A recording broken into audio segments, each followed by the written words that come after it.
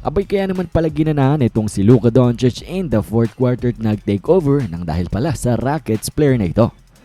Well, sa laban nga ng Lakers at ng Rockets, abay grabe ang tinala ni Luka Doncic, 40 points, 9 rebounds, and 10 assists.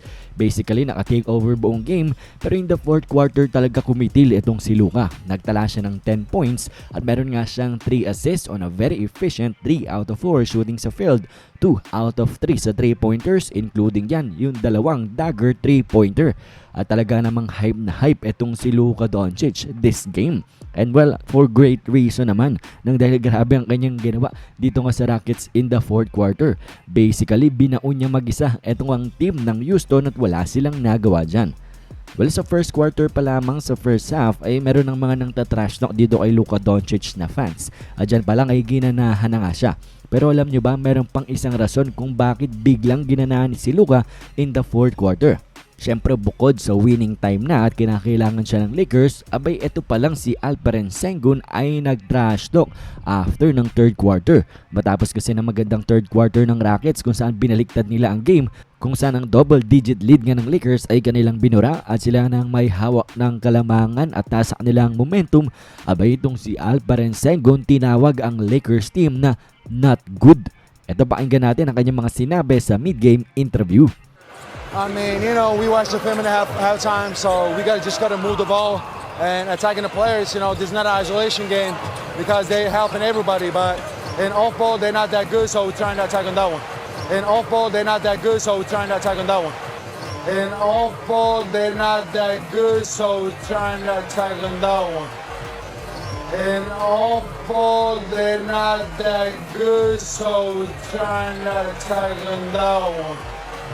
Well, ayon nga sa naging assessment dito nga ni Alperen Sengun sa Lakers team na after nga doon ng first half ay nanood sila ng film at tinawag ng Lakers not good nga daw pagdating sa pagbabantay off ball. Meaning parang mga nakatunga nga lang ang LA Lakers nang dahil etong ang players ng Rockets ay nag-isolation basketball. And well, binago daw nila yan at itong nangyari in the third quarter sila ang mayawak ng lamang. Pero masyadong maaga ata ang pangyayabang at pangtatrash talk na ito nga ni Alperen Sengun na tinawag ang Lakers na hindi magaling. Nang dahil in the fourth quarter, abay sinunog nga sila na itong team ng LA Lakers na kanyang tinatrash talk. And in particular, sinunog nga sila nito ni Luka Doncic in the clutch. And well, alam naman na siguro natin na sa mga NBA teams nga sa kanilang mga bench ay meron mga naka-assigned na tao na kanilang coaching staff na nanonood nga ng broadcast para nga i-review ang mga plays at matulungan din ang kanilang mga players during the game. And well, mukha ngang na-relay ang message nito nga ni Alperen Sengun dito kay Luka Doncic ng isa sa mga coaching staff ng Lakers. At in the fourth quarter, ay biglang ginanahan si Luka Doncic. Talaga nga namang tumaas ang kanyang energy sa paglalaro niya nga on both ends para nga sa Lakers, offensively and defensively.